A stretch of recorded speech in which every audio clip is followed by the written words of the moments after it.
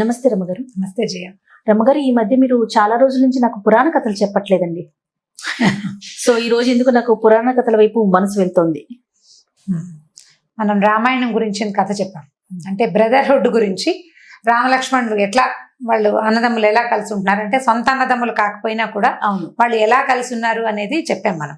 అయితే ఒక మదర్ నన్ను అడిగారు, మరి రామాయణం చెప్తే రాముడు లక్ష్మణుడు చాలా బెస్ట్ బ్రదర్హుడ్ చెప్తాము, అదే రామాయణంలో మనం వాలి సుగ్రీవుల గురించి చెప్పాలి. వాళ్ళిద్దరు కొట్టుకున్నారు అండ్ వాలి మరణానికి సుగ్రీవుడే కారణమయ్యాడు కదా, అది ఎలా చెప్పాలి? మరి ఇప్పుడు రాముడు తమ్ముడిని తీసుకుని వచ్చాడు అడవికి, తమ్ముడు సపోర్ట్ చేశాడు. ఇప్పుడు అన్నదమ్ములు ఇద్దరు, ఇప్పుడు వీళ్ళు ఇంత అన్నదమ్ములకి ఒకళ్ళ మీద ఒకళ్ళకి ప్రీతుండి వాళ్ళ అంత కలిసున్న జంటలో ఉన్నవాడైనటువంటి రాముడు ఒక అన్నదమ్ముల్లో పెద్దవాడిని చంపడానికి ఎందుకు ఉద్యుక్తుడయ్యాడు? అన్నదమ్ములు కలిసి ఉండాలి, మేము కలిసి ఉన్నాం మీరు కూడా కలిసి ఉండాలని ఎందుకు చెప్పాల?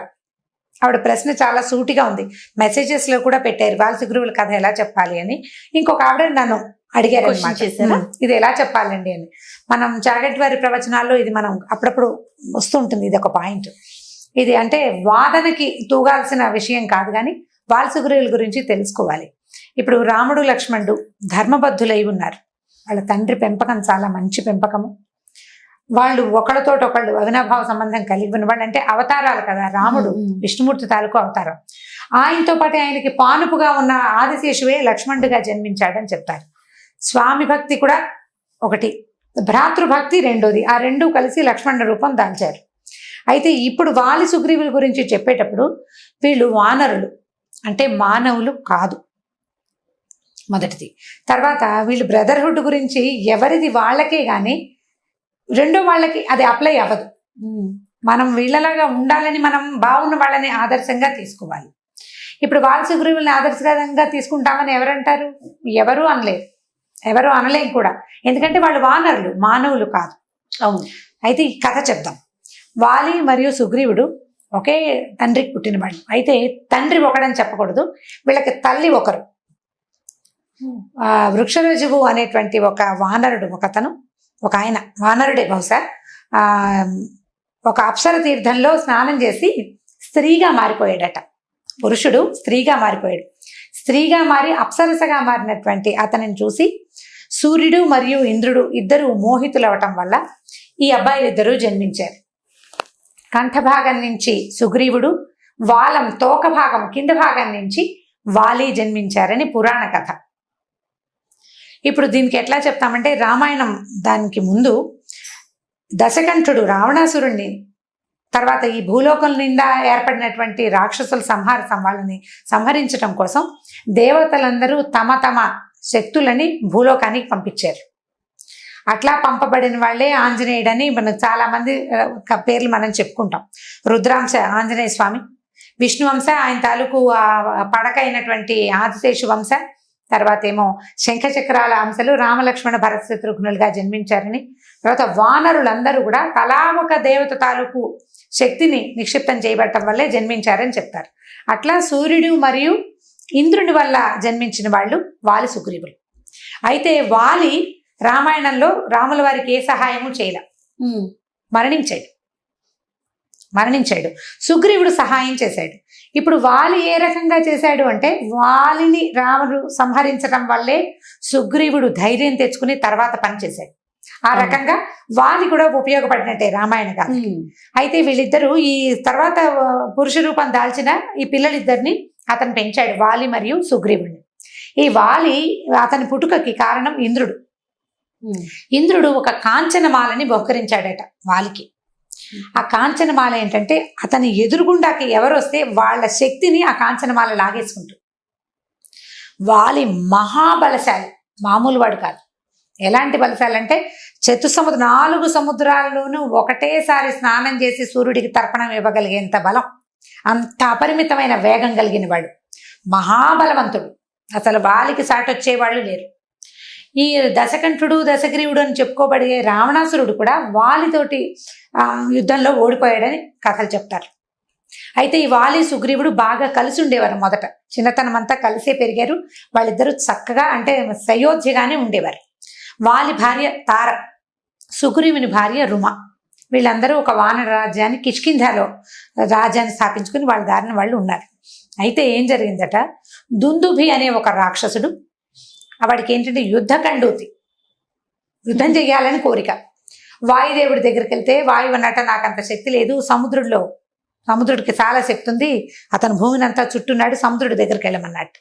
సముద్రుడేమో నా వల్ల కూడా కాదు, నువ్వు ఇలా యుద్ధకండూతి తీరాలంటే, ఈ యుద్ధకాంక్ష తీరాలంటే వాలి మహాబలశాలి, అతను వాయువేగం కంటే హెచ్చు వేగం కలిగిన వాడు, 4 సముద్రాల్లోనూ ఒకటేసారి స్నానం చేయగలిగే సమర్థుడు, అతను మమ్మల్ని జయించాడు, అతనితోటి నువ్వు యుద్ధం చేయొద్దు కానీ అని చెప్పాడు.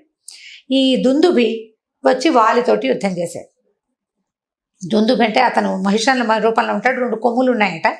ఇతను బాగా యుద్ధం చేసి వాలి ఈ దుందుభిని ఏం చేశాడంటే ఈ శరీరాన్ని బాగా గిర తిప్పి విసిరేశాడట.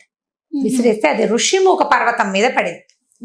ఋషిముఖ పర్వతంలో మతంగ మహర్షి తాలూకు ఆశ్రమం ఉంది. దాంతో ఆయన కోపోద్రిక్తుడై ఇలాగ రక్త మాంసాలు ఓడుతున్నటువంటి ఒక శరీరాన్ని ఇలా ఆశ్రమ వాటికలోకి విసిరేశాడు. వీడు ఈ కొండ కనుక ఎక్కడో తలకాయ పగిలి చచ్చిపోతాడని శపించాడు. దాంతో అతను ఋషిముఖ పర్వతానికి వెళ్ళేవాడు కాదట వాలి.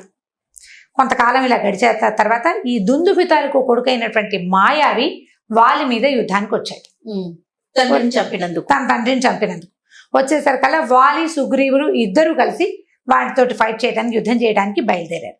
బయలుదేరినప్పుడు ఏమైందంటే ఒక కొండ గుహలోకి వెళ్ళిపోయారట వాలి మాయావి ఇద్దరు. అయితే ఏమైంది, నేను తిరిగి వస్తాను, ముందు మాయావి పరిగెత్తాడు, వాలి అతని వెనకాల కొండ గుహలోకి వెళ్తే వీడిని చంపేసి వస్తాను, నువ్వు ఇక్కడే వేచి ఉండమని చెప్పి సుగ్రీవుడికి చెప్పాడు. ఈ సుగ్రీవుడు ఏం చేశాడు, చాలా కాలం అక్కడ వేచి ఉన్నాడు. ఉండేసరికల్లా అన్న తిరిగి రాకుండా రక్తం కారిందట బయటికి. రక్తం బయటకు వచ్చింది గుహల నుంచి. రక్తం బయటకు వచ్చిన అన్న బయటికి రాకపోయేసరికల్లా అన్నే మరణించాడని భ్రమపడిన సుగ్రీవుడు ఆ కొండ గుహని మూసేశాడట. ఒక రాయితోటి, పెద్ద బండరాయిని అడ్డంగా పెట్టి అక్కడి నుంచి బయటకు వచ్చేసాడు. వచ్చి ఇలా అన్న యుద్ధం చేయడానికి వెళ్ళాడు, అతను రాలేదు, ఇలా నెత్తురు వచ్చింది అని దుఃఖించాడు బాగా. ఈ మంత్రులందరూ ఏమన్నారంటే ఇప్పటికి యుద్ధానికి వెళ్ళే చాన్నాళ్ళు అయిపోయింది, రాజ్యం అల్లకల్లోలంగా ఉంది, రాజు లేకపోతే కుదరదు, ఆయన తర్వాత తమ్ముడివి నువ్వే కదా, నువ్వు రాజు అవ్వమని బలవంతంగా ఈయన్ని రాజును చేశారు. రాజు కనుక అయితే పూర్వరాజు భార్య కూడా ప్రస్తుత రాజును సేవించాలనేది నియమం వాళ్ళ రాజ్యంలో. అప్పుడు ఈయన తార కూడా ఆయనతో పాటే సుగ్రీవుడితో పాటే ఉండిపోయింది. కొంతకాలం గడిచాక ఈ గుహలో నుంచి వాలి బయటకు వచ్చేసాడు. వచ్చేసాడు రాజ్యం దగ్గరికి, తన రాజ్యానికి వచ్చాడు. వచ్చేసరికల్లా సుగ్రీవుడు రాజుగా, తన భార్య అతన్ని పక్కన చూసేసరికల్లా కోపోద్రిక్తుడైపోయి సుగ్రీవుడిని చావ కొట్టేశాడు. సుగ్రీవుడికి ఎంత చెప్పబోయినా నేను కావాలని చేయలేదు, నీవు బయటికి రాకుండా ఉండడానికి అది అడ్డం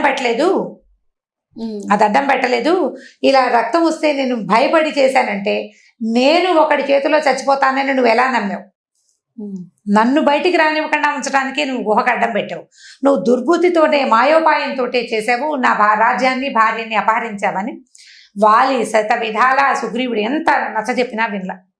అతన్ని కొట్టి బయటికి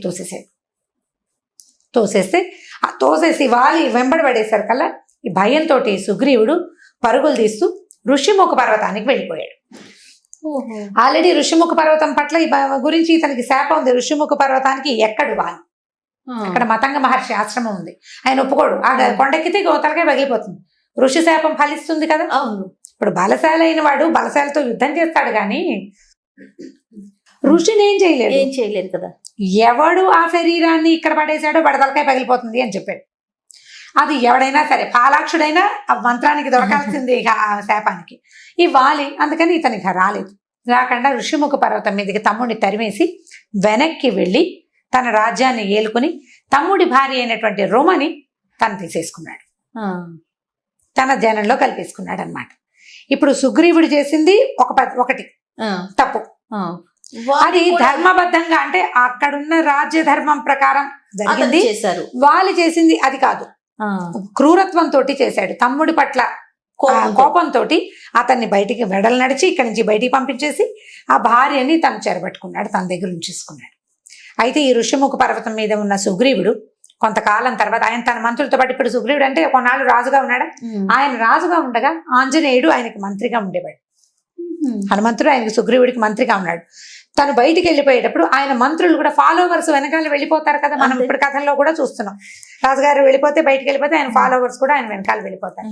ఆయన తాలూకు అనుచర గణం కొంతమంది, జాంబవంతుడు, తర్వాత నలుడు, నీలుడు, వీళ్ళు కొంత ఆయన్ని సేవిస్తూ ఆయన వెనకాల వెళ్ళిపోయారు సుగ్రీవుడితో పాటు. ఈ వెళ్ళిపోయిన వాళ్ళంతా ఋషిముఖ పర్వతం మీద కొంత ఇది ఏర్పరచుకుని వీళ్ళ అదుపులో ఉన్న కొంత వానరసేన కూడా వాళ్ళని అటెండ్ చేసింది, వాళ్ళతో పాటు వచ్చేసింది అనమాట. తర్వాత ఏమైంది, కొంతకాలం తర్వాత సీతాదేవిని రావణాసురుడు ఎత్తుకుపోయాడు. ఆ ఎత్తుకుపోయిన క్రమంలో ఆవిడ బయటికి పుష్పక విమానంలో వెళ్ళిపోతూ మెడలో ఉన్న వస్తువులు, కొంత బంగారు వస్తువులు, పాదాలకున్న పట్టీలు, అవన్నీ చీర చెరుగులో మూట కట్టి వదిలిపెట్టింది కిందకి. అది ఈ కిష్కింధ ప్రాంతంలో ఉన్న ఋషిముఖ పర్వతం మీద పడింది. వీళ్ళకి దొరికింది. రావణాసురుడు అటు పక్కకి వెళ్తున్నాడని, అది ఎవరో అమ్మాయి ఆ స్త్రీని తీసుకెళ్తున్నాడని వాళ్ళు తెలుసుకున్నారు. ఏ దిక్కో వాళ్ళకి తెలియలేదు, వస్తువు వీళ్ళకి దొరికింది. తర్వాత కాలంలో రాముడు, లక్ష్మణుడు సీతాదేవిని అన్వేషిస్తూ ఈ ఋషిముఖ పర్వత ప్రాంతానికి వచ్చినప్పుడు ఈ సుగ్రీవుడు భయం వేసింది అతనికి. వాలి తాను రాలేక ఋషిముఖ పర్వతానికి ధనుర్ధారులైన వాళ్ళిద్దరిని పంపించాడని భ్రమపడ్డాడు. తను ఋషిముఖ పర్వతం మీద రాడు, అందుకని ఎలాగైనా నన్ను చంపేయటం కోసం, శత్రుశేషం లేకుండా చేయటం కోసం వీళ్ళెవరో ఇద్దరిని పంపించాడు. మానవులైతే సులువుగా రాగలుగుతారు, వాళ్ళు ధనుర్ధారులు. శాఖామృగాన్ని చంపటం ధనుర్ధారులకు సులువు, ఎక్కడైనా దాక్కుని ఉండడానికి బాణం పెట్టుకు వేసి చంపేస్తారు అని భయపడి బెదిరిపోతే ఆంజనేయుడు ఏమన్నాడంటే కనుక్కుందాం విషయం ఏమిటో అని చెప్పి ఆయన రాముల వారి దగ్గరికి వచ్చి ఈయన ఫలానా అని తెలుసుకుని ఇలా సుగ్రీవుడు ఉన్నాడని అక్కడికి తీసుకెళ్ళాడు. తీసుకెళ్ళిన తర్వాత వీళ్ళు స్నేహం చేశారు. అగ్ని సాక్షిగా నేను నీకు స్నేహం చేస్తున్నాను, నీతో నీ పని నేను చేసి పెడతాను, నిన్ను రాజుని చేస్తానని రాముడు ఈ కథ అంతా విన్నాక సుగ్రీవుడికి ప్రామిస్ చేశాడు. ఇప్పుడు రాముడు వాలిని చంపడం న్యాయమా అన్యాయమా అంటే, రాముడు రాజు ఆర్యావృత్తం మొత్తానికి, ఆర్యావర్తం మొత్తం అంటే ఈ భూమికి రాజు, వాళ్ళ నాన్నే కదా రాజు. ఈయన యువరాజు అవ్వవలసింది, ఈయన పెద్దవాడు, తండ్రి మరణించాడు, రాజ్యాధికారం ఎవరిది, రాముడిది. ఇప్పుడు ఈ భూమి మీద అధర్మం జరిగితే దాన్ని అణచవలసిన వాడెవడు, రాముడు, రాజుది ఆ బాధ్యత. ఆ బాధ్యత ప్రకారము ఒక తమ్ముడిని ఈ రకంగా వెడలు నడచటం, ఊర్లో నుంచి బయటికి తరిమేయటం, అతని భార్యని చెరబట్టడం, ఆ రెండు పెద్ద దోషాలు. అందులో రాముడు ఏకపత్ని వ్రతుడు, ఆయన ఏకపత్ని వ్రతుడు. రెండో తన భార్యను ఒకడు ఎత్తుకుపోతే వాడిని వెతుక్కుంటూ తిరుగుతున్నాడు ఆయన. ఇటు వచ్చారు, సిచ్యువేషన్ కూడా సేమ్ కనెక్ట్ అయింది. దాంతో ఈయన వాలిని నేను చంపుతానని చెప్పాడు. అయితే సుగ్రీవుడికి ధైర్యం చాలా, వాలి చాలా బలవంతుడు. మీకు తెలీదు వాలి సంగతి, అతని మెడలో కాంచనమాల ఉంటుంది, 4 సముద్రాలని ఒకటేసారి చేయగలుగుతాడు.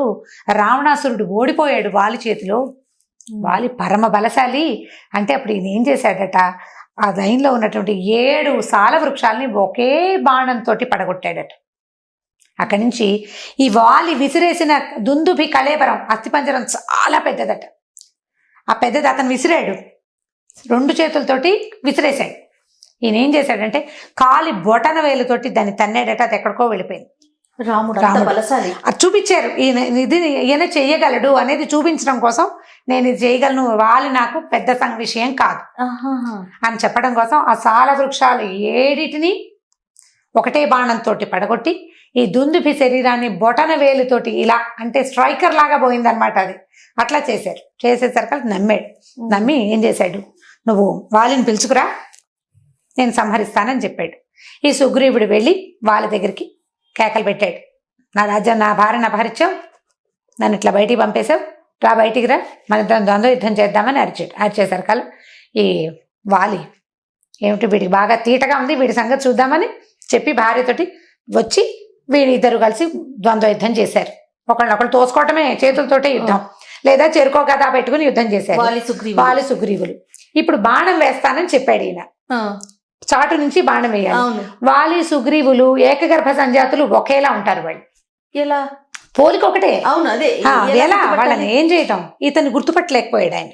రాముడు ఒకటే, వెనక నుంచి చూస్తే ఒకటేలా ఉన్నాయి శరీరాలు.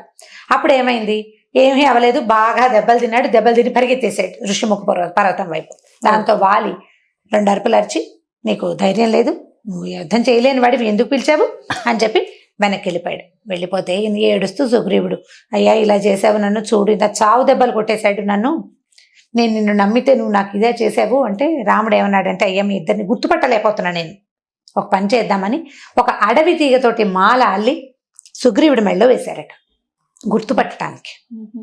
అప్పుడు మర్నాడు మళ్ళీ పిలిచేసరికల్లా వీడు మళ్ళీ వచ్చాడు ఏమిటి అని వాళ్ళు బయటకు వస్తుంటే భార్య ఏం చెప్పిందంటే, నువ్వు వెళ్ళొద్దు, నిన్న తన్నులు తిన్నవాడు ఇవాళ పిలుస్తున్నాడంటే వాడికి ఏదో బలం దొరికిందనమాట అని ఆవిడ చెప్పింది. తార చాలా తెలివిగల క్యారెక్టర్ ఆవిడది, చాలా తెలివైంది ఆవిడ.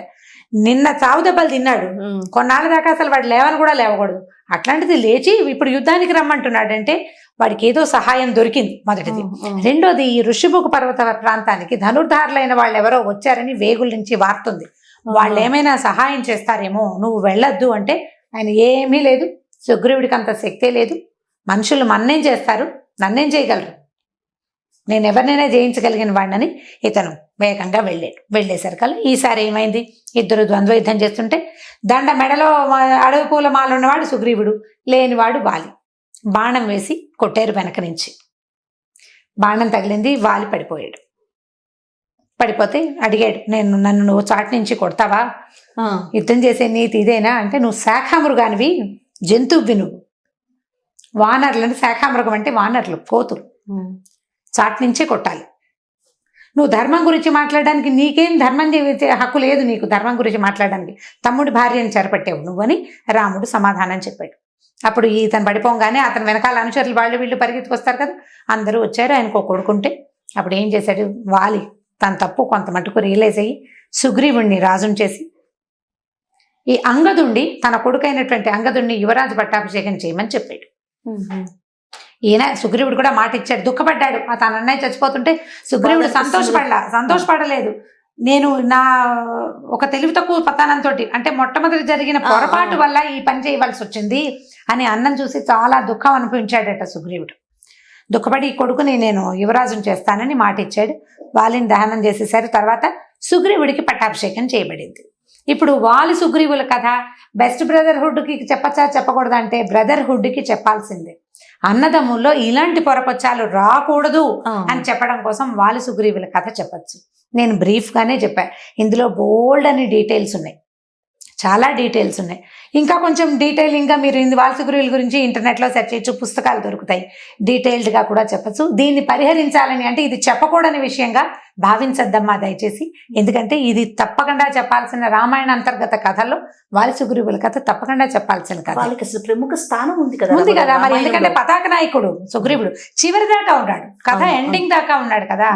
ఆంజనేయ స్వామికి ఎంతైతే ఉందో సుగ్రీవుడికి కూడా ఉంది అంతే పాత్ర. ఎందుకంటే ఆంజనేయ స్వామి ఆయన ప్రముఖ పాత్ర వహించినప్పటికీ సుగ్రీవుడి వల్లే ఆంజనేయ స్వామి వెళ్ళగలిగారు అక్కడ, అది ఆయన పంపించాడు. చాలా బాగుంది రమగారి స్టోరీ, ఇంట్రెస్టింగ్ గా ఉంటుంది. కథ చెప్పాలి, పిల్లలకి తెలియాలి, చెప్పచ్చు. అంటే మనం 10-12 ఏళ్ళు వచ్చిన పిల్లలకి పురాణ కథలు చెప్తాం కదా, వాళ్ళు ఇప్పుడు అన్నదమ్ములు కొట్టుకుంటుంటే వాళ్ళు సుగ్రీవులాగా కొట్టుకోకూడదు, రామలక్ష్మణులాగా కలిసి ఉండాలి. ఇలా ధర్మ సంబంధమైన వ్యవహారాలు వచ్చినప్పుడు ఇది చెప్పుకోవాల్సిన కథ. ఇప్పుడు సుగ్రీవుడు తారని తనతోటి ఉంచుకున్నాడు, రాజధర్మం ప్రకారం అది 1% కరెక్ట్. కానీ వాలి రుమని తనతో ఉంచుకున్నాడు, అది తప్పు. తమ్ముడు భార్య కూతురుతోటి సమానం, మరి అన్న భార్య తల్లితోటి సమానం కదా అని అడగటానికి ఇవి వానర జాతి. ఆ జాతిలో రాజుల దగ్గర కూడా అలాంటిది ఉంది. అంటే రాజుగారి భార్య కొత్త రాజుతోటి ఉండటం అనేది అక్కడ ఒక నియమం, సాధారణ నియమమే. అది పూర్తిగా అదే న్యాయమైన సంగతి అని చెప్పలేం, కానీ అది ఉన్నది ఖచ్చితంగా. అందుకని ఇలా జరిగింది. ఎప్పుడు మనం ఎప్పుడైతే ఈ స్త్రీ సంబంధమైన వ్యవహారాలు వచ్చినప్పుడు ధర్మం విచ్ఛిత్తైపోతుంది. అందుకని ఈ పాయింట్ ఆఫ్ వ్యూలో మనం ఈ కథ చెప్పచ్చు. తప్పకుండా ఈ కథని చెప్పే కథల్లో చేర్చుకోవచ్చు. Thank you so much Rama. Okay ji, ఈ వీడియో కనుక మీకు నచ్చినట్లయితే లైక్ చేయండి, షేర్ చేయండి. మరిన్ని వీడియోస్ కోసం మా ఛానల్ని సబ్స్క్రైబ్ చేసుకోండి.